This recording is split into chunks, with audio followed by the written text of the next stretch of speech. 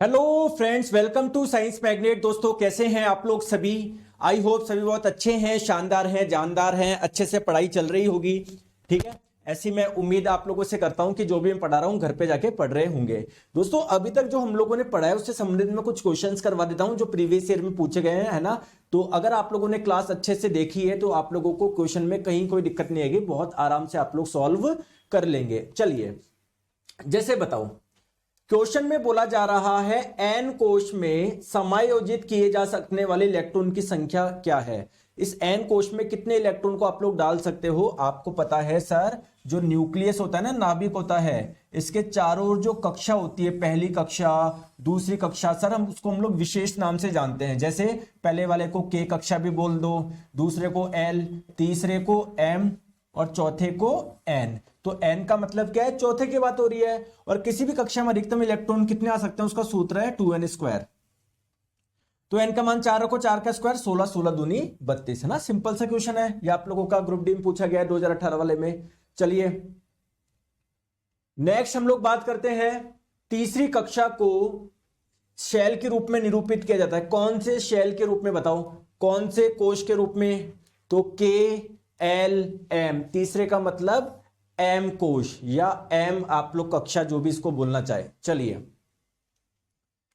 Next,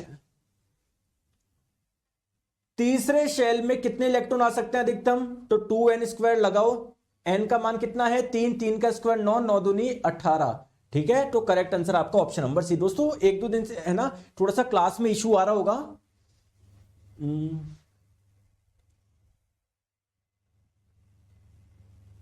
है ना, तो थोड़ी सी एक बार मैं चेक करता हूं। कुछ बच्चे बोल रहे हैं सर बफरिंग हो रही है। अरे विकास,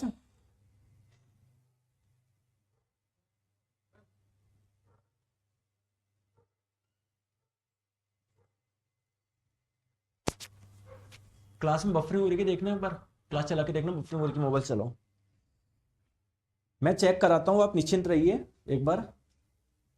हाँ, क्लास बफरिंग का बोल रहे हैं बहुत जने, एक बार रुकिए, आप टेंशन मत लो, अभी मैं चेक कर लेता हूं।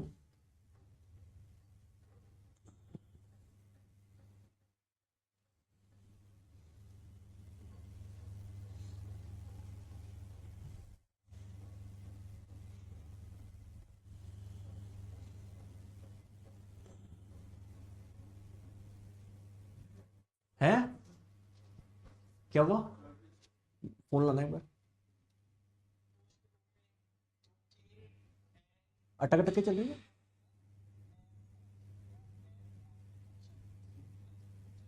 दो दो दो दो।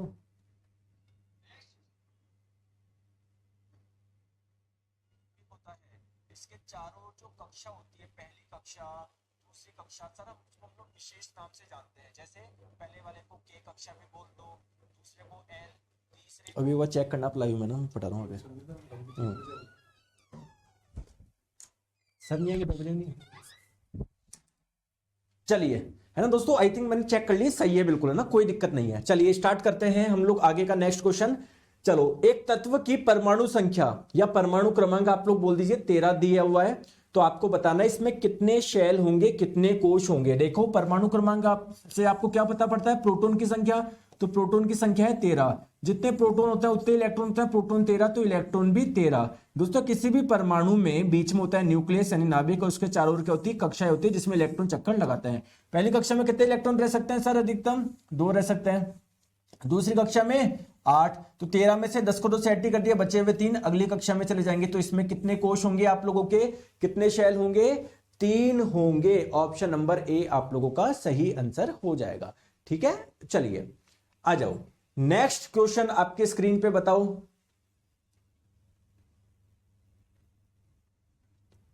ऊर्जा के चतुर्थ स्तर, यानी ऊर्जा का चतुर्थ स्तर का मतलब क्या है? फोर्थ लेवल ऑफ एनर्जी का मतलब क्या है? आपको पता है, जो पहली कक्षा में जो इलेक्ट्रॉन्स होते हैं उनकी एनर्जी कम होती है, दूसरी कक्षा में जो होते हैं उनकी एनर्जी ज्यादा होती है, तीसरे में और ज्यादा होती है, चौथे में और ज्यादा होती है। तो फोर्थ एनर्जी लेवल बोल दो, ये चौथा कोश बोल दो। इसमें अधिकतम कितने आ सकते हैं? तो आप लोग ध्यान रखेंगे 2n², n का मान 4 रखेंगे, 4 का स्क्वायर 16, 16 दूनी 32। दोस्तों, क्वेश्चन बन रहे हैं क्या?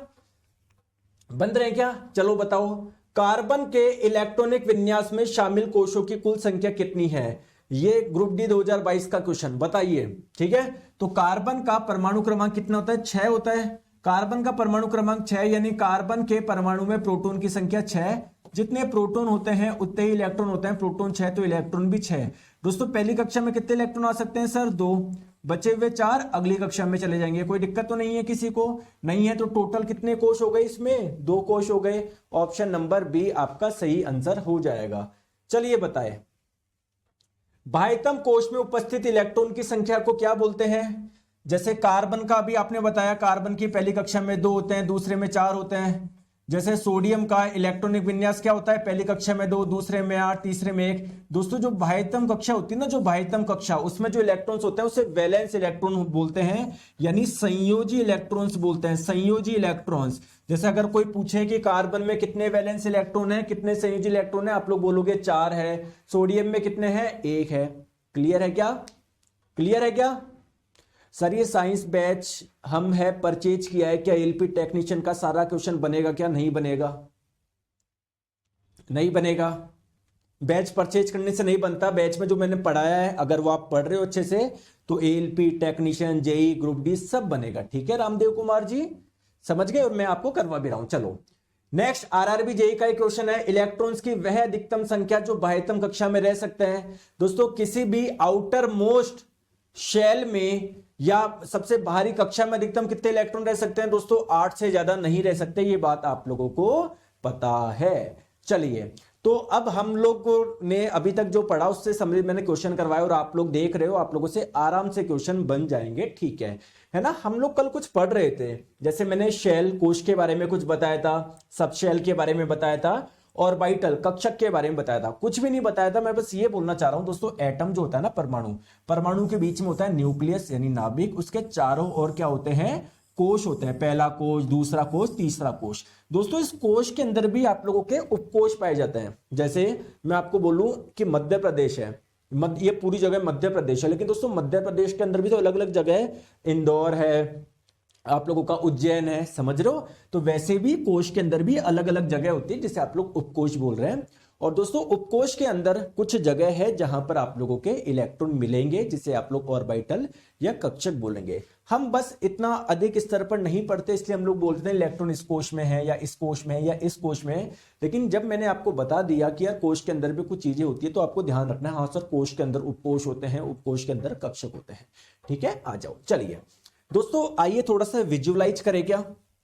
जैसे यहां पर मैंने आपको एक एटम की फोटो दिखाई है, इसके बीच में ये है न्यूक्लियस यानी नाभिक। ये दोस्तों इसकी पहली कक्षा, ये दूसरी कक्षा, ये तीसरी कक्षा, ये चौथी कक्षा।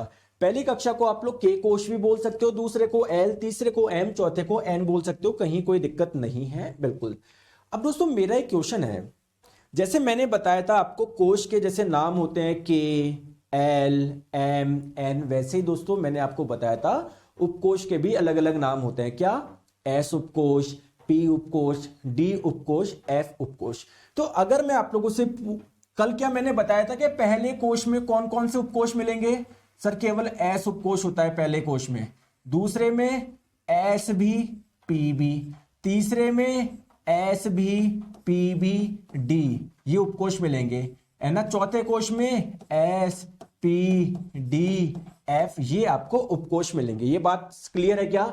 जैसे दोस्तों के अंदर केवल एस उपकोश मिलेगा, एल कोश के अंदर एस और पी दोनों उपकोश मिलेंगे, एम यानी तीसरे कोश के अंदर आपको एस, पी, डी ये तीनों उपकोश मिलेंगे, और एन कोश के अंदर आपको एस, पी, डी और एफ ये चारों उपकोश मिलेंगे। दोस्तों उपकोश में अंतर क्या होता है वो भी मैं आपको बताऊंगा, बिल्कुल निश्चिंत रहिए। ठीक है, ये बस ये होता है कि एस उपकोश के अंदर, है ना, एस उपकोश के अंदर जो ऑर्बिटल होता है ना कक्षक, उनकी आकृति होती है स्फेरिकल, गोलीय। पी उपकोश के अंदर जो ऑर्बिटल होते हैं, कक्षक होते हैं, उनकी आकृति होती है सर डंबल। डी उपकोश के अंदर जो कक्षक होता है उनकी आकृति होती है डबल डंबल, और एफ उपकोश के अंदर जो कक्षक होता है उनकी आकृति काफी कॉम्प्लेक्स, काफी कॉम्प्लिकेटेड, काफी जटिल होती है। ठीक है, बहुत बढ़िया, आ जाओ। चलिए दोस्तों इसको विजुअलाइज करते हैं आज। जैसे ये मान लो ये कोई, अब देखो ये मैंने आपको फोटो दिखाई ना, अब मैं इसकी बात कर रहा हूं, इस कोश की बात कर रहा हूं। न्यूक्लियस से तो हमको कोई लेना देना ही नहीं है, हमको इसको डिटेल में समझना है। तो ये पहला कोश, दूसरा कोश, तीसरा कोश, चौथा कोश, इसकी बात करते हैं। तो दोस्तों ये हो गया आपका पहला कोश, ठीक है, ये पूरा का पूरा पहला कोश। पहले कोश में कितने उपकोश होते हैं? केवल एस उपकोश होता है। तो इसके अंदर मतलब यही कोश है, यही उपकोश है, एस उपकोश, ठीक है, ध्यान समझो दोस्तों। ये जो दूसरी कक्षा है ना, देखो ध्यान से आप लोग समझो मैं क्या बोलना चाह रहा हूं। ये पहली कक्षा, ये दूसरी, ये तीसरी, चौथी। पहली कक्षा के अंदर के कोश के अंदर कौन सा सबसे पहले उपकोश है? एस उपकोश है। इसके अंदर दो है, एस और पी। इसके अंदर एस पी डी, इसके अंदर एस पी डी एफ, चार है। समझ में आ गई बात को? तो ध्यान से समझो मैं क्या आप लोगों को बोलना चाह रहा हूं कि दोस्तों पहली कक्षा के अंदर एक उपकोश है, दूसरी कक्षा के अंदर दो उपकोश है, तीसरी कक्षा के अंदर तीन उपकोश है, चौथी कक्षा के अंदर चार उपकोश है। बस मैंने ये बता दिया, क्या दिक्कत है? अरे आप मुझे एक चीज बताओ, जैसे आप जा रहे हो जयपुर से,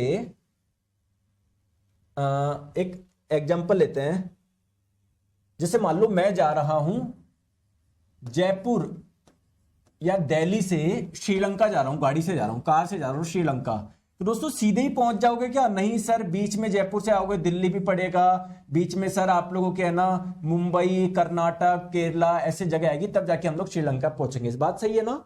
तो बस मैं यही आपको बोलना चाह रहा हूं कि अभी तक हम लोग क्या समझते थे कि ये पहला कोश, ये दूसरा कोश, लेकिन दोस्तों इस कोश के अंदर भी और रस्ते और ये पाए जाते हैं। जैसे दूसरे कोश के अंदर देखोगे दो उपकोश होता है।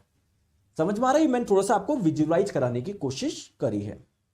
बहुत बढ़िया दोस्तों, अब बात करते हैं, मैंने आपको यह भी बताया था कि उपकोश के अंदर, सबशेल के अंदर होते हैं ऑर्बिटल या कक्षक। ध्यान से समझो, कोई दिक्कत की बात नहीं, बस सुनो मेरी बात को, है ना। आपको लिए टर्म अजीब इसलिए लग रहे हैं क्योंकि आज तक आपने पढ़ा ही नहीं, ठीक है। अच्छा, तो नंबर ऑफ ऑर्बिटल, यानी सर आपने बताया था सबशेल उपकोश के अंदर होते हैं कक्षक, तो सर कितने होते हैं? ध्यान रखो, अगर बात करें एस उपकोश, एस उपकोश के अंदर एक कक्षक होता है।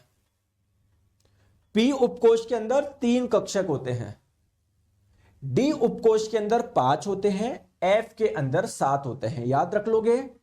एस उपकोश के अंदर केवल एक कक्षक होता है। पी उपकोश के अंदर 2 कक्षक होते, सॉरी 3 होते हैं। डी के में 5 होते हैं। एफ में 7 होते हैं। सर इसको विजुअलाइज कराओ। देखो देखो, ये तो आपको पता ही था, ये तो भी मैंने बताया। एस उपकोश के अंदर कितने कक्षक होते हैं? 2, एक होता है, एक। एस के अंदर कितना होता है? एक। पी के अंदर 3 होता है, तो इसके अंदर 3 डब्बे बना दिए, 3 ऑर्बिटल है ये। एस के अंदर 1, पी के अंदर 3 होते हैं, डी के अंदर 5 होते हैं। देखो इसके अंदर 5 ऑर्बिटल है, इसमें इलेक्ट्रॉन मिलेंगे आपको। एस के अंदर 1, पी में 3, डी में 5, एफ में 7। ठीक है, बस मैंने अभी ऑर्बिटल की फोटो कैसे बनाई है? ऐसे बनाई है। हालांकि एस उपकोश के अंदर जो ये ऑर्बिटल होते हैं उनकी शेप तो स्फेरिकल होती है, पी वालों की थोड़ी सी ऐसे होती है, ऐसे शेप के होते हैं, डंबल शेप के। तो हमको इतना डिटेल में नहीं जाना, बस थोड़ा सा आई होप आपको अंदाजा लगा होगा मैं क्या बोलना चाह रहा हूं। बहुत बढ़िया दोस्तों, मजा आ रहा है? देखो कितना विजुअलाइज करवा रहा हूं मैं आप लोगों को। ठीक है, बहुत बढ़िया। अब दोस्तों इलेक्ट्रॉन रहते कहां पर है? एक्चुअली सर इस ऑर्बिटल, इस कक्षक में मिलेंगे मुझे इलेक्ट्रॉन। तो एक कक्षक में कितने इलेक्ट्रॉन आ सकते हैं? कोई मुझे बताएगा क्या? चलो यहीं से बताओ, एक कक्षक में कितने इलेक्ट्रॉन आ सकते हैं? आप दिमाग लगाओगे, सर पहले कोश में अधिकतम 2 इलेक्ट्रॉन आ सकते हैं, दूसरे कोश में अधिकतम कितने आ सकते हैं? 2n², n का मान 2 का स्क्वायर क्योंकि 4 4 दूनी 8। तीसरे कोश में कितने आ सकता है? 9 18। ठीक है, बहुत बढ़िया। अब ये जो इलेक्ट्रॉन को अल्टीमेटली रहना कहां पर है? कक्षक में रहना है ना, कक्षक में। तो पहला जो कोश है उसमें एक ऑर्बिटल है, एक कक्षक है, यानी एक कक्षक में 2 इलेक्ट्रॉन रह सकते होंगे। तभी तो आप बोल रहे हो ना पहले कोश में 2 इलेक्ट्रॉन रह सकते हैं, पहले कोश में। और पहले कोश में एक ऑर्बिटल है, एक कक्षक है, यानी एक कक्षक में 2 इलेक्ट्रॉन रह सकते होंगे, तभी ये चीजें मैच खा रही है। चलो दोस्तों, दूसरा जो कोश है आपका, दूसरा कोश में अधिकतम कितने इलेक्ट्रॉन आ सकते हैं? 8 आ सकते हैं। इसमें ऑर्बिटल कितने हैं? 1 2 3 4। इसका मतलब सर एक ऑर्बिटल में 2 इलेक्ट्रॉन रह सकते हैं। समझ में आ गई क्या मैं क्या बात बोलना चाह रहा हूं? दोस्तों तीसरी कक्षा में कितने इलेक्ट्रॉन रह सकते हैं? अधिकतम 18 रह सकते हैं। और इसमें ऑर्बिटल कितने हैं? 1 2 3 4 5 6 7 8 9। यानी सर हमको एक चीज समझ में आई कि एक ऑर्बिटल एक कक्षक में 2 इलेक्ट्रॉन रह सकते हैं। क्लियर है क्या? बताओ। तो ये पॉइंट डाल के लिख दूं कि एक कक्षक 2 इलेक्ट्रॉनों को समायोजित कर सकता है, या एक कक्षक में एक ऑर्बिटल में 2 इलेक्ट्रॉन रह सकते हैं। ठीक है, जैसे यहां पर ये ऑर्बिटल था, देखो इसमें भी 2 इलेक्ट्रॉन बिठा दिए, इसमें भी 2 बिठा दिए, इसमें भी 2 बिठा दिए, इसमें भी 2 बिठा दिए, इसमें भी 2 बिठा दिए, इसमें भी 2, इसमें भी 2, इसमें भी 2, इसमें भी 2, इसमें भी 2, इसमें भी 2, ऐसे कर करके बहुत बढ़िया। ठीक है, अब दोस्तों इस ऑर्बिटल को मैं नाम क्या दूं बताओ? दोस्तों ये पहला कोश है और s उपकोश है, तो 1s। इस ऑर्बिटल का नाम क्या दूं? सर ये दूसरा कोश है और p उपकोश है, तो इस ऑर्बिटल का नाम दे दो 2p। इसका क्या नाम होगा? इसका भी 2p होगा। इसका क्या नाम होगा? 2p नाम होगा। बहुत बढ़िया। दोस्तों इस ऑर्बिटल का, इस कक्षक का क्या नाम दूं? सर ये तीसरे कोश में है, s उपकोश में, तो 3s नाम दे दो इसका। इसका क्या नाम दोगे? सर ये ऑर्बिटल कक्षक तीसरे कोश में, p उपकोश में, तो इसका नाम दे दो 3p। क्लियर है क्या? इस वाले कक्षक का क्या नाम दूं? सर तीसरा कोश है, d उपकोश है, 3d 3d 3d 3d 3d। भाई बात समझ में आ रही है क्या? आ रही है क्या? आ रही है क्या? आ रही। पीडीएफ कहां मिलेगी? क्लास के बाद मिल जाएगी। मान सिंह जी इधर पढ़ाई करो। अब दोस्तों एक कक्षक में कितने इलेक्ट्रॉन आ सकते हैं? 2। तो 1s पे 2 इलेक्ट्रॉन आ सकते हैं, तो उसको मैं ऐसे लिख देता हूं 1s2। इसके बाद में इलेक्ट्रॉन कहां पर जाएंगे? सबसे पहले आपको कहां पर भरना है? पहली कक्षा में, फिर दूसरी कक्षा में, फिर तीसरी कक्षा में। तो पहली कक्षा के अंदर कौन सा है ऑर्बिटल? 1s है। दूसरी कक्षा में कौन सा है? एक तो सर 2s भी है और 2p भी है। 2s टोटल कितने हैं? एक ही तो है, तो एक में 2 इलेक्ट्रॉन आ सकते हैं। ठीक है, p में कितने होते हैं ऑर्बिटल? 3 होते हैं, 1 2 3, और एक में 2 आ सकते हैं, तो 2p 6 ऐसे बनता ही है। ठीक है, यहां पर फिर 3s, इसमें 2 इलेक्ट्रॉन इसमें आ सकते हैं, फिर 2 इसमें, 2 इसमें, 2 इसमें, यानी टोटल 6 इलेक्ट्रॉन इसमें। तो ऐसे आता है आपका इलेक्ट्रॉनिक विन्यास। ठीक है, समझ में आ गई? बस मैं ये समझाना चाह रहा था, और कुछ भी आप लोगों को नहीं समझना है, इतना आप लोगों के लिए सफिशिएंट है। सर 3p नहीं 2p होगा। कहां पर, कहां पर होगा 2p?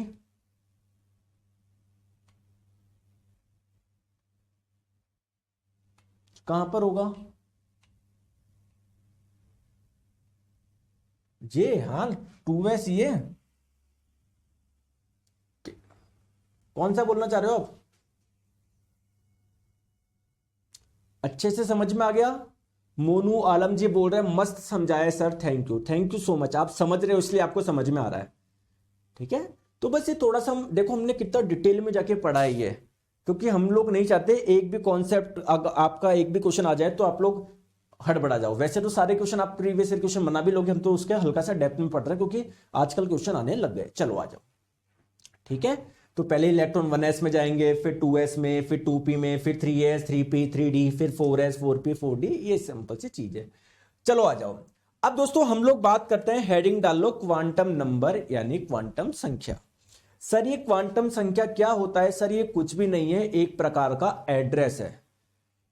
एड्रेस है, ये आपको बताएगा इलेक्ट्रॉन कहां पर मिलेगा, कौन से कोश में मिलेगा, पहले में मिलेगा, दूसरे में मिलेगा, तीसरे में मिलेगा। ठीक है, कौन से उपकोश में मिलेगा। ठीक है, ठीक है, कौन से कक्षक में मिलेगा। ठीक है, जैसे आप मुझे बताओ, अगर मैं आपको मेरे घर बुलाना चाहूं तो मैं आपको सिर्फ ये बोल दूं कि मैं इंडिया में रहता हूं, इतना सफिशिएंट है क्या? सर इंडिया तो बहुत बड़ा है। तो अगर मैं आपको चलो ये बोल दूं मैं राजस्थान में रहता हूं, क्या इतना बहुत है? क्या नहीं सर, राजस्थान भी बहुत बड़ा है। अगर मैं बोल दूं राजस्थान के अंदर जयपुर में रहता हूं, क्या इतना काफी है? क्या नहीं सर, जयपुर भी बहुत बड़ा है। तो जयपुर के अंदर मैं बोल दूं मेरी कॉलोनी का नाम है आदर्श नगर, इतना काफी है क्या? नहीं सर, आदर्श नगर भी बहुत बड़ा है। लेकिन अगर मैं अपना हाउस नंबर दे दूं तो अब आपके पास में सफिशिएंट चीज है मेरे पास पहुंचने के लिए। सर मैंने आपको अपना राज्य भी बता दिया, अपना शहर भी बता दिया, अपने कॉलोनी का नाम भी बता दिया, अपने हाउस एड्रेस, अपने घर का नंबर भी बता दिया। ठीक है, समझ में आ रहा है बात को? सिमिलरली दोस्तों इलेक्ट्रॉन की भी अगर आप लोग लोकेशन बताना चाहते हो, इलेक्ट्रॉन कौन से कोश में है, कौन से उपकोश में है, कौन से कक्षक में है, तो आप लोगों को ये पता बताने के लिए हमारे पास में क्या है, उसका एड्रेस बताने के लिए क्वांटम संख्याएं है। ठीक है, आ जाओ। देखो दोस्तों हमारे पास में 4 प्रकार की क्वांटम संख्या होती है जो आपको कोई ना कोई चीजें बताएगी। कोई क्वांटम संख्या आपको उसका राज्य बताएगी, कोई क्वांटम संख्या आपको ये बताएगी वो कौन से शहर में, कोई क्वांटम संख्या ये बताएगी वो कौन सी कॉलोनी में है ना। तो 4 क्वांटम संख्या है। ये 4 क्वांटम संख्या अगर मैं आपको बता दूं कि भाई इस इलेक्ट्रॉन की ये 4 क्वांटम संख्या है, तो आपको पता लग जाएगा वो कौन से कोश में है, कौन से उपकोश में, सब कुछ। तो सर कौन सी होती है 4 क्वांटम संख्या, आपको सारी जानकारी दे देगी ये क्वांटम संख्या, उसका कोश कौन सा है, उपकोश कौन सा है, कक्षक कौन सा है, सब कुछ बता देगी ये। चलो सर बता दीजिए ये क्वांटम नंबर होते कितने। दोस्तों टोटल 4 प्रकार के होते हैं। सबसे पहला होता है प्रिंसिपल क्वांटम नंबर, जिसे आप लोग हिंदी में बोलते हैं मुख्य क्वांटम संख्या। समझ में आ गया दोस्तों। इसको आप लोग n से रिप्रेजेंट करते हो, और अगर आप लोगों को कोई पूछे कि ये किसके बारे में बताता है, ये आपको शेल यानी कोश के बारे में बताता है।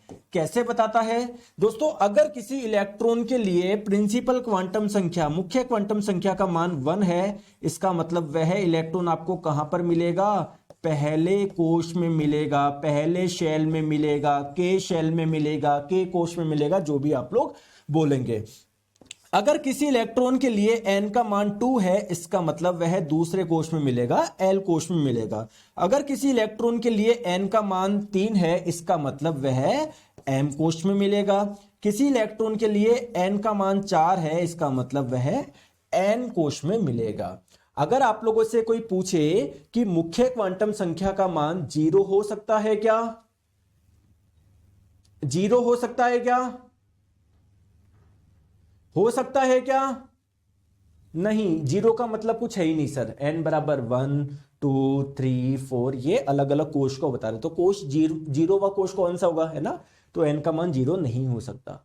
अगर आप लोगों से कोई पूछे प्रिंसिपल क्वांटम नंबर यानी मुख्य क्वांटम संख्या का मान ऋणात्मक हो सकता है क्या, नहीं हो सकता। ठीक है, तो ध्यान रखिएगा मुख्य क्वांटम संख्या आपको 1 2 3 ऐसे ही मिलेगी, और ये किसके बारे में जानकारी दे रही है आपको, शेल यानी कोश के बारे में दे रही है। आई होप आपको इतना सा बात समझ में आया होगा। दोस्तों दूसरी है एंगुलर मोमेंटम आएगा ये ना, एंगुलर मोमेंटम क्वांटम संख्या, जिसको आप लोग कोणीय संवेग क्वांटम संख्या भी बोलते हैं। कोणीय संवेग क्वांटम संख्या, या इसको एजीमुथल क्वांटम संख्या भी बोलते हैं। दोस्तों इसे आप लोग किससे रिप्रेजेंट करते हैं, एल से। ये आपको किसके बारे में जानकारी देता है सर, ये मुझे सबशेल यानी उपकोश के बारे में जानकारी देता है। जैसे सर इसका मान होता है ना वो 0 से शुरू होता है, तो अगर किसी इलेक्ट्रॉन के लिए L का मान 0 है, इसका मतलब वह कौन से उपकोश में होता है, वो S उपकोश में होता है। अगर किसी इलेक्ट्रॉन के लिए L का मान 1 है, तो वह कौन से उपकोश में है, वो P उपकोश में है। अगर किसी इलेक्ट्रॉन के लिए L का मान 2 है, इसका मतलब वह D उपकोश में है। और अगर किसी के लिए L का मान 3 है, इसका मतलब वह F उपकोश में है। दोस्तों समझ में आ गया। जैसे मैंने आपको बोला कि 3s इस ऑर्बिटल के अंदर रहने वाले इलेक्ट्रॉन की मुख्य क्वांटम संख्या का मान बताओ, और एजीमुथल क्वांटम नंबर है ना, इसको एजीमुथल क्वांटम नंबर भी बोलते हैं, या एंगुलर मोमेंटम क्वांटम नंबर, कुछ भी बोल दो।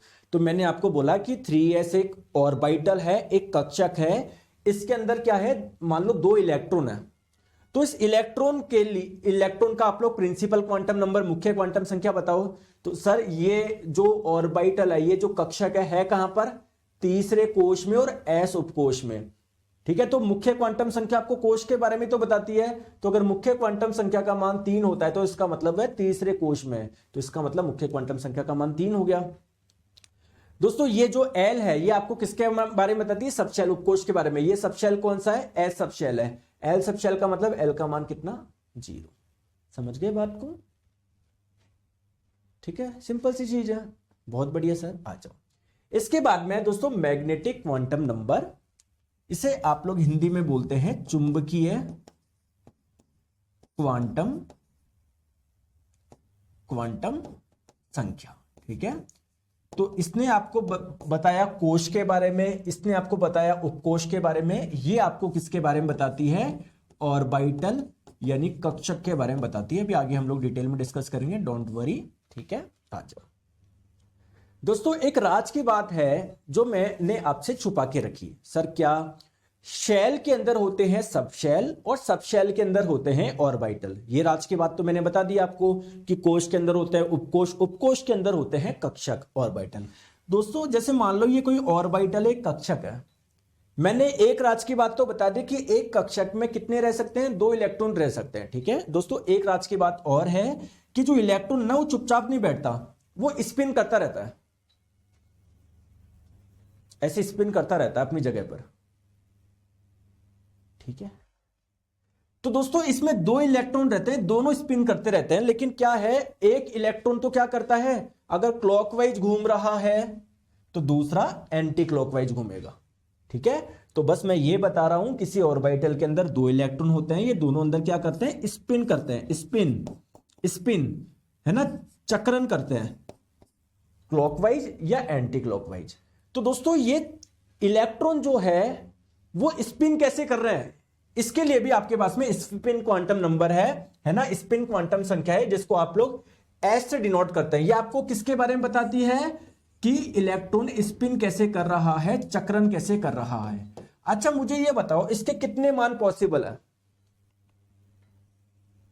बताओ बताओ इसके कितने मान पॉसिबल है। अच्छा मुझे एक चीज बताओ, एक छोटी चीज बताओ, वर्ल्ड कप के फाइनल में, वर्ल्ड कप के फाइनल में इंडिया की टीम से जिन प्लेयर ने खेला, फाइनल में जिन प्लेयर ने खेला, आपको उनके घर जाना है, तो बताओ आपको कितने घर जाना है, टोटल कितने घर जाना है, बताओ टोटल कितने घर जाना है। सर फाइनल हो या कोई सा भी मैच हो, सर 11 खिलाड़ी खेलते हैं, तो सर मुझे 11 जगह जाना है। समझ में आई मैं क्या बोलना चाह रहा हूं, समझ में आई मैं क्या बोलना चाह रहा हूं। क्या 11 से अधिक मान संभव है क्या, 11 खिलाड़ी ही खेलते हैं, बिल्कुल सही बात। दोस्तों मैं आपको बोल रहा हूं कि आपको गोवा के जो डेजर्ट है ना, डेजर्ट, उसमें जाना है, तो कितनी जगह जाना है आपको, 0, क्योंकि गोवा में कोई डेजर्ट है ही नहीं, कोई रेगिस्तान है ही नहीं। समझ में आ रहा है मैं क्या बोलना चाह रहा हूं। तो वैसे ही दोस्तों किसी ऑर्बिटल या कक्षक में जो इलेक्ट्रॉन होते हैं ना, वो स्पिन कर रहे हैं, लेकिन 2 स्पिन पॉसिबल है, या तो क्लॉकवाइज या एंटी क्लॉकवाइज, तो 2 ही तो है, तो इसके भी 2 मान होंगे। ठीक है, एक आपको 2 मान होता है इसका, मैं अभी बताता हूं। एक होता है +1/2, एक -1/2। +1/2 का मतलब है, अगर मैं बोलूं इलेक्ट्रॉन के लिए स्पिन क्वांटम संख्या का मान +1/2 है, इसका मतलब वो क्लॉकवाइज घूम रहा है, वो दक्षिणावर्त घूम रहा है, दक्षिणावर्त है ना। और अगर -1/2 है, इसका मतलब वो एंटी क्लॉकवाइज घूम रहा है, यानी वामावर्त घूम रहा है। बस छोटा सा कॉन्सेप्ट। ठीक है, चले आगे, बात समझ में आई क्या, आगे बात समझ में, बिल्कुल सर आ गई, आ जाओ। तो प्रिंसिपल क्वांटम संख्या, मुख्य क्वांटम संख्या आपको बताता कोश के बारे में। अगर किसी इलेक्ट्रॉन के लिए मुख्य क्वांटम संख्या का मान 3 है, इसका मतलब वह m कोश में है। अगर किसी इलेक्ट्रॉन के लिए मुख्य क्वांटम संख्या का मान 1 है, इसका मतलब वह k कोश में है। अगर किसी इलेक्ट्रॉन के लिए प्रिंसिपल क्वांटम संख्या का मान 4 है, इसका मतलब वह n शेल में है। समझ में आ गई बात को।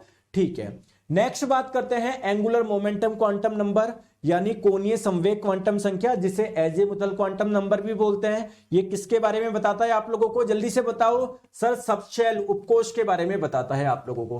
किसके बारे में बताता है, सब शेल उपकोष के बारे में बताता है। जैसे L का मान 0 है किसी इलेक्ट्रॉन के लिए, इसका मतलब है S उपकोष में है। अगर किसी इलेक्ट्रॉन के लिए L का मान 1 है, इसका मतलब है P उपकोष में है।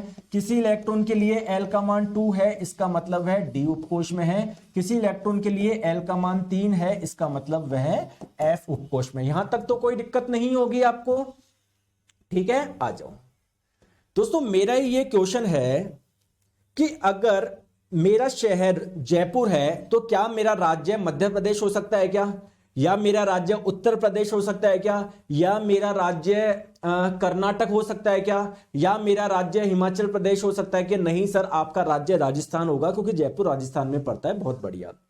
सिमिलरली मैं आपको क्या बोल रहा हूं, जैसे मैंने आपको बताया ना किसी कोश में पर्टिकुलर उपकोष मिलेंगे, तो एक चीज ध्यान रखो, L का मान क्या होता है 0 से n-1 तक होता है। सर समझ में नहीं आया इसका मतलब क्या है, कोई बात नहीं मैं समझाता हूं दोस्तों। अगर n का मान 1 है तो L का मान क्या क्या हो सकता है 0 से n-1, 1 में से 1 माइनस करो 0, तो एक ही मान पॉसिबल है। बहुत बढ़िया दोस्तों, अगर n का मान 2 है तो L का मान क्या क्या हो सकता है 0 से n-1, n-1 2 में से 1 माइनस करोगे तो 1, तो एक तो सर 0 हो सकता है, एक 1 हो सकता है। बहुत बढ़िया।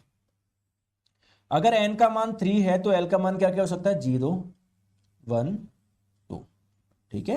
और L का मान अगर 4 है, n का मान 4 है तो L का मान क्या क्या हो सकता है 0 1 2 3। दोस्तों 0 का मतलब S सबशेल, S उपकोष। 0 का मतलब S, 0 का मतलब S उपकोष, 0 का मतलब S उपकोष। 1 का मतलब P उपकोष, 1 का मतलब P उपकोष, 1 का मतलब P उपकोष। 2 का मतलब D उपकोष, 2 का मतलब D उपकोष। 3 का मतलब F उपकोष। तो ये तो मैं पहले ही बता रहा था कि पहला कोश जो होगा ना, पहला कोश, उसके अंदर केवल S उपकोष मिलेगा, दूसरे कोश में S और P मिलेगा, तीसरे में S P और D मिलेगा, चौथे में S P D F मिलेगा। ये तो बात मैं आपको पहले ही बता रहा था, ठीक है। चीजें रिलेट कर पाए। सर L का मान 3 से ज्यादा नहीं होगा क्या? दोस्तों अभी तक कोई इलेक्ट्रॉन ऐसा नहीं मिला जो इस F उपकोष के बाहर कोई, मतलब ऐसा कोई उपकोष पाया ही नहीं गया अभी, है ना। तो L का मान 3 ही होगा, S P D F, हमको यही उपकोष मिले हैं अभी तक, यही सब शेल मिले हैं, ठीक है। ठीक है, चले आगे, ठीक है। अच्छा, आई होप आपको ये बात समझ में आ गई होगी, कहीं कोई दिक्कत नहीं होगी। आ गई बात समझ में? आ गई दोस्तों। नेक्स्ट बात करते हैं मैग्नेटिक क्वांटम नंबर, यानी चुंबकीय क्वांटम संख्या। ये किसके बारे में बताती है? अब दोस्तों ज्यादा डिटेल में नहीं जाएंगे, देखो है ना, मैं फिर बोल रहा हूं बहुत ऊपर ऊपर से पढ़ेंगे ये चीज। चुंबकीय क्वांटम संख्या आपको नंबर ऑफ ऑर्बिटल कक्षकों के बारे में बताती है, ठीक है। मैं बताता हूं m का मान क्या हो सकता है दोस्तों, -L से, m का मान क्या क्या हो सकता है -L से +L। सर जैसे समझाओ, आइए मैं आपको बताता हूं। जैसे मान लो अगर L का मान 1 है, या मैं बोलूं 0 है, तो m का मान क्या हो सकता है -0 से +0, केवल एक ही मान हो सकता है, ठीक है। अगर L का मान 1 है तो इसका मान क्या हो सकता है -1 0 1। बहुत बढ़िया। अगर L का मान 2 है तो m का मान क्या क्या हो सकता है -2 -1 0 1 +2। अगर L का मान 3 है तो m का मान क्या क्या हो सकता है -3 -2 -1 0 1 2 3। दोस्तों यहां पर कितनी संख्याएं मैग्नेटिक क्वांटम नंबर के कितने मान है? एक ही मान है, इसका मतलब एक ऑर्बिटल होगा, एक कक्षक होगा। यहां पर 3 मान आ रहे हैं, इसका मतलब 3 कक्षक होंगे। यहां पर 5 आ रहे हैं, इसका मतलब 5 कक्षक होंगे। 1 2 3 4 5। यहां पर 7 आ रहे हैं तो 7 कक्षक होंगे। 1 2 3 4 5 6 7। बस ये मैंने आपको बताया था कि L बराबर 0 का मतलब S उपकोष, 1 का मतलब P उपकोष, 2 का मतलब D उपकोष, 3 का मतलब F उपकोष। वो मैंने आपको बताया था कि S उपकोष के अंदर एक कक्षक होगा, P के अंदर 3 होंगे, D के अंदर 5 होंगे, F के अंदर 4 होंगे। ये मैंने आपको पहले ही बताया था। चलो आ जाओ, आ जाओ, ठीक है दोस्तों। ये मैं आपको नहीं पढ़ा रहा, नहीं पढ़ना है ना, ये जो मैंने आपको समझा दिया वही चीज है। आ जाओ, अब हम लोग बात करते हैं चलो एक एग्जांपल लूं क्या मैं। मान लो दोस्तों n का मान 1 है, यानी पहले कोश की बात हो रही है। n का मान 1 है यानी पहला कोश की बात हो रही है। अगर n का मान 1 है तो l के क्या क्या मान हो सकते हैं? मैंने क्या बताया था, 0 से n-1 है ना, तो l का एक ही मान होगा 0, और 0 का मतलब s उपकोश। m का मान, l का मान 0, तो m का भी क्या मान होगा, एक ही मान होगा 0, और 0 का मतलब क्या है, एक कक्षक। केवल एक ही मान आया ना, केवल एक ही मान आया ना, ठीक है। अगर n का मान 2 है तो l का मान क्या क्या हो सकता है सर, 0 भी हो सकता है, 1 भी हो सकता है। तो 0 का मतलब s उपकोश, 1 का मतलब p उपकोश। क्लियर है? तो यहां पर आप लोग देखो l का मान कितना है, एक मान है, सॉरी l का मान 0 है तो m का मान 0, l का मान 1 है तो m का मान -1, 0, 1, 3 मान हो सकते हैं। ठीक है, तो यहां पर आपका एक मान आया तो ये एक ऑर्बिटल, एक कक्षक, यहां पर 3 मान आया तो 3 ऑर्बिटल हो गए, 3 कक्षक हो गए। क्लियर है? ठीक है, अगर n का मान 3 होता है तो l के क्या क्या मान हो सकते हैं, 0, 1, 2, यानी s p d। यहां पर क्या क्या मान हो सकते हैं, 0, -1, 0, 1, -2, -1, 0, 1, 2, है ना। एक मान है यानी एक आपका कक्षक, 3 मान है तो 3 कक्षक, और इधर 5 मान है तो 5 कक्षक। ठीक है, ठीक है। चलिए दोस्तों चौथे कोश की बात करते हैं। चौथे कोश में अगर n का मान 4 है, l का मान 0, 1, 2, 3, 0 का मतलब s, 1 का मतलब p, 2 का मतलब d, 3 का मतलब f, है ना। तो ये जब l का मान 0 होता है, m का मान 0, जब l का मान 1 होता है, m का मान -1, 0, 1, जब l का मान 2 होता है, m का मान क्या क्या होता है, -2, -1, 0, 1, 2, जब l का मान 3 होता है, m का मान क्या होता है, -3, -2, -1, 0, 1, 2, 3। ठीक है, तो यहां पर एक मान एक कक्षक, 3 मान 3 कक्षक, ठीक है, 5 मान 5 कक्षक, ठीक है, यहां पर 7 कक्षक।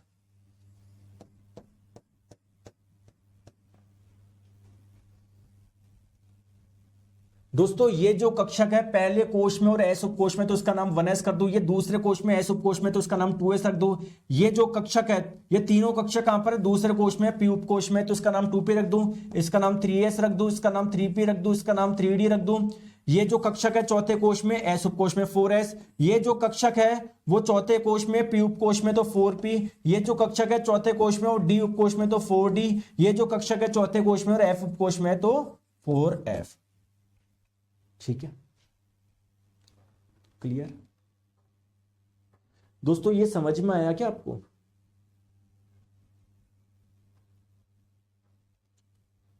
देखो आप मुझे बताओ, पहली कक्षा में वापस उधर आओ, पहली कक्षा या पहले कोश में अधिकतम कितने इलेक्ट्रॉन आ सकते हैं, बताओ जरा सा।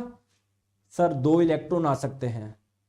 तो देखो पहले कोश में कितने ऑर्बिटल है, कितने कक्षक है, एक कक्षक है, एक कक्षक में 2 इलेक्ट्रॉन आ सकते हैं।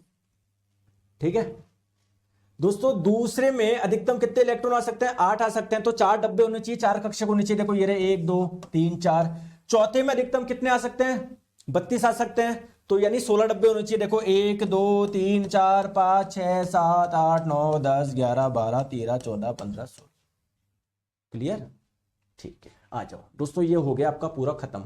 ठीक है, मेरा क्वेश्चन ये है कि n बराबर 3 तीसरे कोश में कितने कक्षक हो सकते हैं, बताओ बताओ कितने हो सकते हैं, कॉमन सेंस लगाओ। अरे देखो सर, ये पहला कोश, ये दूसरा कोश, ये तीसरा कोश, सर तीसरे कोश में अधिकतम कितने इलेक्ट्रॉन आ सकते हैं, 2n² से 18, और इलेक्ट्रॉन होते कहां पर है सर, ऑर्बिटल में, कक्षक में। एक कक्षक में कितने इलेक्ट्रॉन आ सकते हैं, अधिकतम 2 आ सकते हैं, यानी इस तीसरे कोश में अगर टोटल 18 इलेक्ट्रॉन है, यानी कक्षक कितने होंगे, 9 होंगे। कॉमन सेंस लगाओ। अब मैं आपको करके बताऊं इसको, देखो n का मान कितना है, 3, l का मान क्या क्या हो सकता है, 0, 1, 2, जब l का मान 0 होता है, m का मान -1, 0, सॉरी एक ही मान होता है ना 0, ठीक है, 0, जब l का मान 1 होता है, m का मान -1, 0, 1, जब l का मान 2 होता है, m का मान -2, -1, 0, 1, 2। यहां पर एक मान है, इसका मतलब एक कक्षक, 3 मान है 3 कक्षक, 5 मान है 5 कक्षक, 1 2 3 4 5। ये वाला जो कक्षक है पहले कोष में एस उपकोष में, भाई एल का मान 0 का मतलब एस उपकोष, 1 का मतलब पी उपकोष, 2 का मतलब डी उपकोष। ये वाले कक्षक जो है वो पहले कोष में है, सॉरी ये वाला जो कक्षक है तीसरे कोष में और एस उपकोष में, ये वाले जो कक्षक है तीसरे कोष में पी उपकोष में, ये वाले जो कक्षक है तीसरे कोष में डी उपकोष में। तो टोटल देख लो 9 आ रहे हैं क्या, 1 2 3 मतलब 5 और 3 8 हो रहे 9, ठीक है ऐसे कर लो। चलो दोस्तों नेक्स्ट है spin quantum number. Spin quantum number आपको बताता है कि इलेक्ट्रॉन स्पिन कैसे कर रहा है, क्लॉकवाइज कर रहा है या एंटी क्लॉकवाइज कर रहा है, ठीक है। तो इसके 2 मान संभव है, एक तो +1/2 एक -1/2, ठीक है। चलो आ जाओ दोस्तों, अब हो गया आपका पूरा चैप्टर खत्म हो गया, ठीक है, पूरा चैप्टर खत्म हो गया। थोड़ी सी बात बची, अब सुन लो, हम सारे प्रीवियस ईयर क्वेश्चन कर लेंगे, टेंशन मत लो। पढ़ाऊं मैं आपको दोस्तों, एक प्रिंसिपल आपको समझना है, पाउलीज एक्सक्लूजन प्रिंसिपल, पाउली का अपवर्जन नियम। सर क्या है ये नियम? दोस्तों एक चीज मुझे बताओ, मैं आप में से जितने भी बच्चे देख रहे हैं सबसे अपना एड्रेस पूछ रहा हूं, क्या 2 व्यक्तियों के राज्य समान हो सकते हैं क्या, या 2 व्यक्तियों के शहर समान हो सकते हैं क्या? बताओ, हो सकते हैं क्या 2 व्यक्तियों के शहर? हो सकते हैं यार, नहीं हो सकता कि दो लड़के जयपुर के हो? क्या जयपुर अकेला किसी एक लड़के का है क्या पूरा? ठीक है सर, हो सकते हैं, हो सकते हैं, बहुत बढ़िया। दोस्तों क्या 2 व्यक्तियों की कॉलोनी का नाम समान हो सकता है क्या? हाँ सर हो सकता है। मान लो एक विनय नाम का लड़का आदर्श नगर में रहता है, सुरेश नाम का लड़का आदर्श नगर में रहता है, सर दोनों बिल्कुल हो सकता है, क्या दिक्कत है सर? आ जाओ। दोस्तों क्या 2 व्यक्तियों के घर समान हो सकते हैं क्या?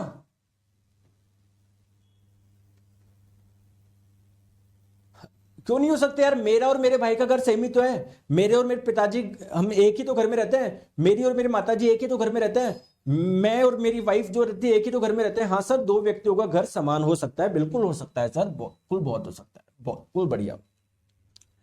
अब दोस्तों मेरे घर के बाहर एक चेयर लगी हुई है, क्या उस चेयर पे 2 व्यक्ति बैठ सकते हैं क्या? नहीं सर, उस पे एक ही व्यक्ति बैठ सकता है। सर आपने बोला कि दोनों के शहर समान हो सकते हैं क्या? मान लिया। दोनों की कॉलोनी समान हो सकता है, मान लिया। दोनों के घर समान हो सकते हैं, मान लिया। लेकिन सर दोनों की चेयर समान नहीं हो सकते, उनको अलग अलग चेयर पे बैठना पड़ेगा, क्योंकि एक चेयर पे एक ही व्यक्ति रह सकता है। तो सिमिलरली ये नियम ये बोलता है कि कोई भी 2 इलेक्ट्रॉन है ना, उसकी चारों क्वांटम संख्या का मान बराबर नहीं हो सकता। उनके प्रिंसिपल क्वांटम नंबर समान हो सकते हैं, यानी दोनों समान कोश में हो सकते हैं। उनकी एजिमुथल क्वांटम नंबर समान हो सकते हैं, यानी दोनों समान उपकोष में हो सकते हैं, समान कक्षक में हो सकते हैं। लेकिन दोस्तों कक्षक के अंदर स्पिन जरूर अलग कर रहे होंगे, अगर एक क्लॉकवाइज तो एक एंटी क्लॉकवाइज, क्योंकि अगर दोनों स्पिन भी क्लॉकवाइज कर रहे होंगे तो उनके मान लो 3 क्वांटम संख्या का मान समान था, इसकी भी क्वांटम संख्या +1/2 हो जाएगी, चौथी क्वांटम संख्या स्पिन क्वांटम संख्या इसकी +1/2 हो जाएगी। तो ऐसा पॉसिबल ही नहीं है। तो इससे हमने ये निष्कर्ष निकाला, किसी ऑर्बिटल यानी कक्षक में जो 2 इलेक्ट्रॉन है ना वो अपोजिट स्पिन करेंगे, ठीक है। चलो आ जाओ, find the number of electrons 4 cell, चौथे सेल में कितने इलेक्ट्रॉन आ सकते हैं? अधिकतम 2n² लगाओ, 32, ठीक है। चलो आ जाओ, इसको अगर आपको सॉल्व करना है बताओ कैसे कैसे कैसे करें। n का मान कितना है? 4 है। l का मान क्या क्या हो सकता है? 0 1 2 3। 0 का मतलब s उपकोष, 1 का मतलब p उपकोष, 2 का मतलब d उपकोष, 3 का मतलब f उपकोष। l का मान 0 है तो m का मान 0, l का मान 1 है तो m के मान क्या क्या हो सकता है? -0 1, यहां पर -2 -1 0 1 2, -3 -2 -1 0 1 2 3। एक मान आया यानी एक कक्षक, 3 मान आए यानी 3 कक्षक, 5 मान आए यानी 5 कक्षक, 1 2 3 4 5, 7 मान आए यानी 7 कक्षक, 1 2 3 4 5 6 7, ठीक है। क्लियर है क्या? तो एक कक्षक में 2 इलेक्ट्रॉन आ सकते हैं, देखो 2 इसमें आ जाएंगे, 2 इसमें आ जाएंगे, 2 इसमें, 2 इसमें, 2 इसमें, 2 इसमें, टोटल कितने हैं? 7 और 5 12, 3 15 और 1 16, तो 16 दूनी 32। क्लियर है क्या? अच्छा दोस्तों मुझे ये बताओ, अगर आपने ये क्वेश्चन कर दिया या मैंने समझाया उसके बाद समझ भी लिया ना, इसका मतलब आपके दिमाग के तार खुल चुके हैं। बताओ दोस्तों ऐसे कितने इलेक्ट्रॉन है जिनके लिए n का मान 3 हो सकता है, यानी जो तीसरे कोष में रह सकते हैं। सो तीसरे कोष में 2n² n 3 का मान 9, सो ऐसे टोटल 18 इलेक्ट्रॉन ऐसे हैं जिनके लिए n का मान 3 हो सकता है। लेकिन क्वेश्चन पढ़ो, ऐसे कितने इलेक्ट्रॉन है जिनके लिए n का मान 3 और s का मान -1/2।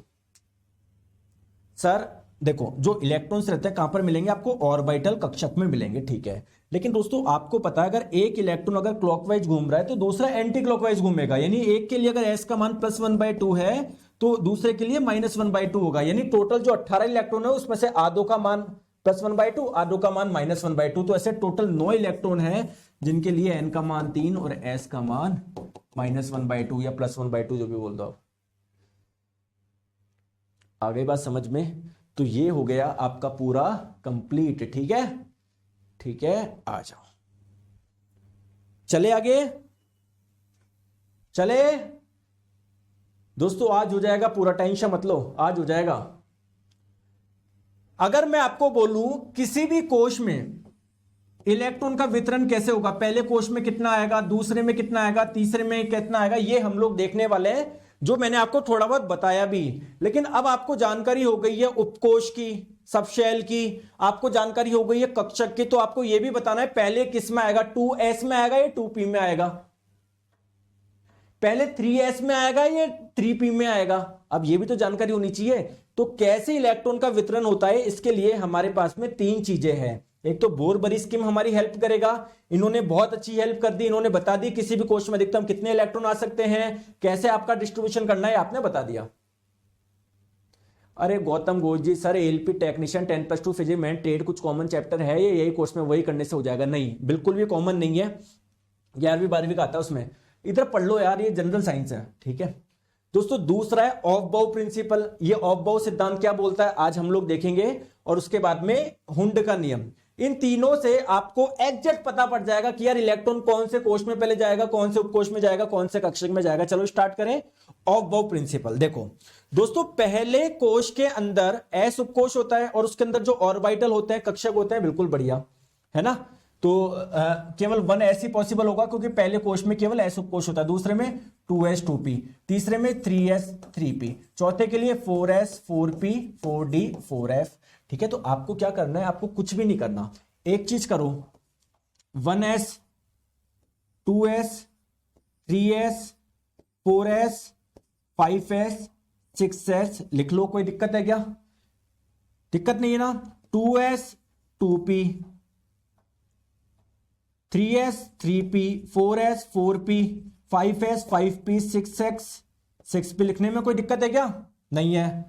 अब क्या करो, 3s 3p 3d 4d 5d 6d। अरे कोई लिखने में दिक्कत है क्या बताओ?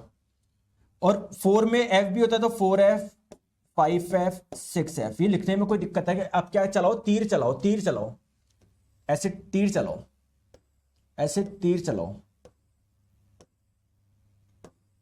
इस तीर से क्या है मतलब, सबसे पहले इलेक्ट्रॉन जाएगा 1s में, उसके बाद में जाएगा 2s में, उसके बाद में जाएगा 2p में, 2p के बाद में 3s में, 3s के बाद में 3p में, 3p के बाद में 4s में, 4s के बाद में 3d में, 3d के बाद में 4p में। दोस्तों मजा आ गया क्या ट्रिक में?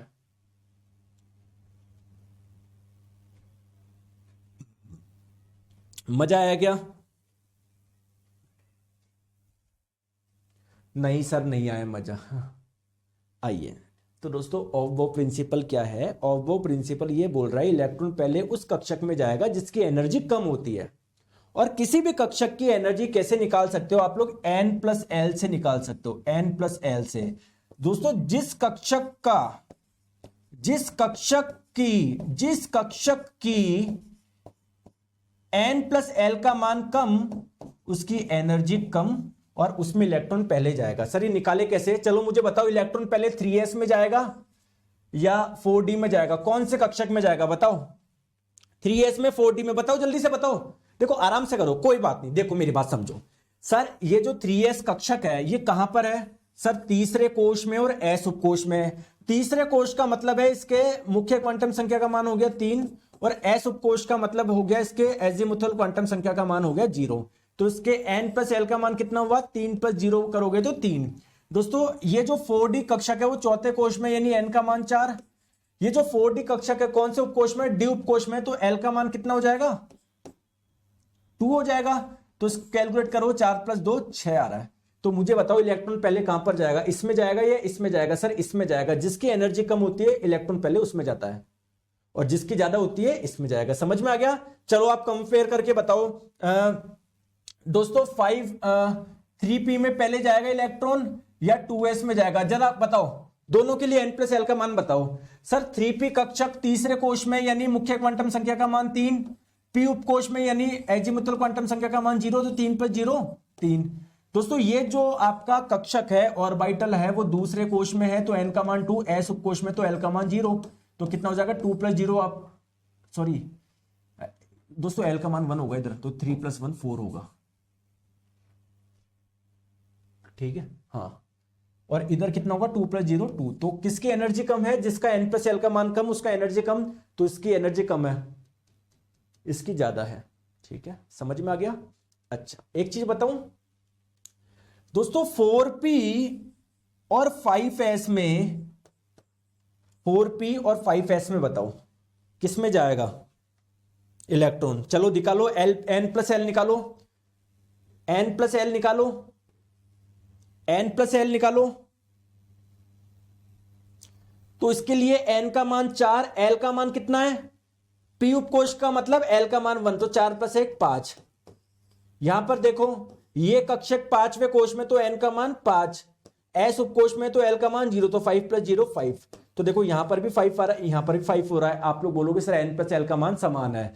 दोस्तों ध्यान रखो, जब n प्लस एल का मान समान होता है ना, जब n प्लस एल का मान समान हो तो एनर्जी आप लोग किससे देखेंगे, सिर्फ n से देखेंगे। तो जिसका n कम उसकी एनर्जी कम।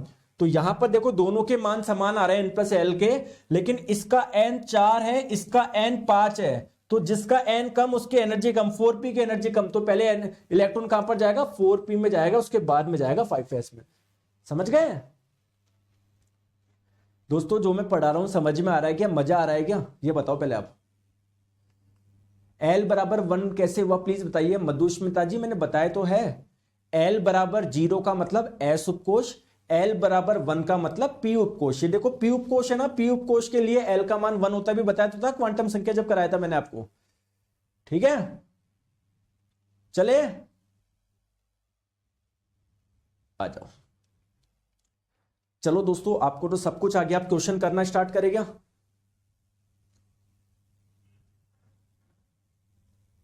बताओ, अरे बताओ दोस्तों, मुझे बताओ S उपकोश के अंदर कितने कक्षक होते हैं, एक कक्षक होता है, और एक कक्षक में 2 इलेक्ट्रॉन आ सकते हैं, तो 1s2 लिख दूं मैं, क्योंकि इस कक्षक में 2 इलेक्ट्रॉन आ सकते हैं। सिमिलरली S उपकोश के अंदर एक कक्षक होता है, एक कक्षक में 2 इलेक्ट्रॉन आ सकते हैं, तो इस पे 2 लगा दो। दोस्तों P उपकोश के अंदर 3 कक्षक होते हैं, एक कक्षक में 2 आ सकते हैं, तो P में टोटल कितने आ सकते हैं, 6 आ सकते हैं, तो 1s2 2s2 2p6 कर लू मैं। Similarly 3s2 3p6। डी उपकोश के अंदर 7 कक्षक होते हैं, एक में कितने आ सकते हैं, एक में 2 आ सकते हैं, तो 14 आ जाएगा ना। सॉरी डी में 5 होते हैं, तो एक में 2 आ सकते हैं, 10 हो जाएगा ना, तो 3d10, ठीक है। सिमिलरली फिर एस में 2 आ जाएंगे। तो ऐसा आप लोग इलेक्ट्रॉनिक विन्यास लिखते हो। चलो मुझे ये बताओ, लिख के बताओगे क्या, मुझे लिख के बता दोगे क्या। चलो हाइड्रोजन का क्या होगा, हाइड्रोजन का एटॉमिक नंबर है 1, तो 1s1। हीलियम का 2 होता है 1s2, लिथियम का 1s2, फिर इसके बाद में 2p1, sorry 1s2 2s1। Beryllium का 4 है 1s2 2s2। बोरोन का कितना हो जाएगा 1s2 2s2, इसके बाद में इलेक्ट्रॉन किस में जाएगा, 2p में जाएगा, एक भेजना तो 2p1। कार्बन का कितना हो जाएगा 1s2 2s2, 2 तो बिठा दिए बच्चे, 2 कितने सर 4 बिठा दिए, 2 बच्चे, वो कितने में चल जाएगा, 2p में चल जाएगा, ऐसे, ठीक है। तो दोस्तों मैं आपको क्या बोलना चाह रहा हूं, यहां पर आप लोग देखो,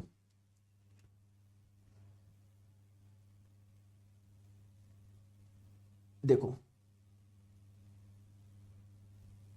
देखो आर्गन का क्या है, आर्गन का क्या है, यहां तक नियॉन जितना, नियॉन का क्या है एक बार देख लो, नियॉन का कहां गया, नियॉन का ये रहा, हीलियम के आगे ये, तो हीलियम का होता है 1s2 2s2 2p6, ठीक है। और ये तो किसका हो गया आप लोगों का, नियॉन का हो गया, नियॉन का 1s2 2s2 2p6, ठीक है।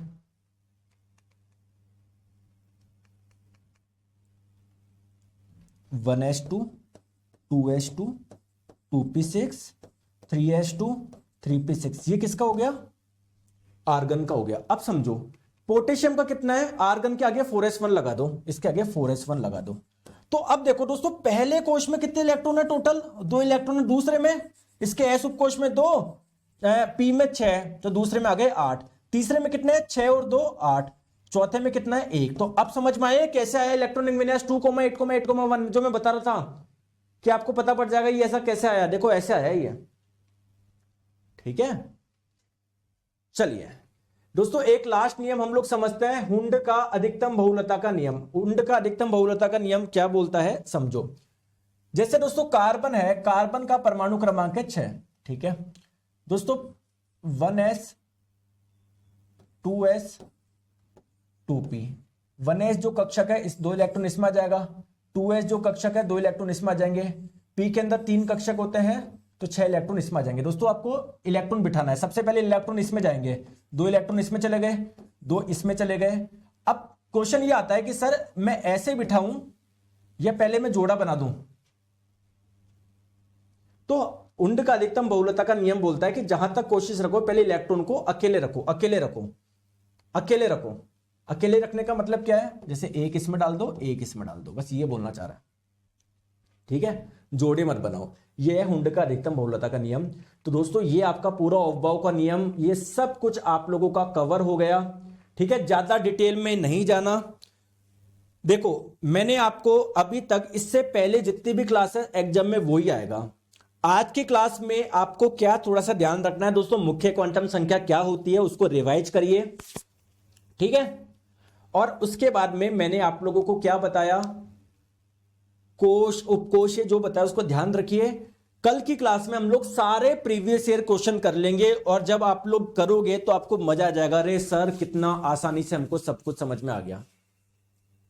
क्लियर है, समझ में आ गया। तो कल हम लोग कर लेंगे क्वेश्चन, फिर चलेंगे हम लोग नेक्स्ट चैप्टर पे। कल मैं आप लोगों को इसके प्रीवियस ईयर क्वेश्चन करवाऊंगा और फिर हम लोग चलेंगे नेक्स्ट चैप्टर पे।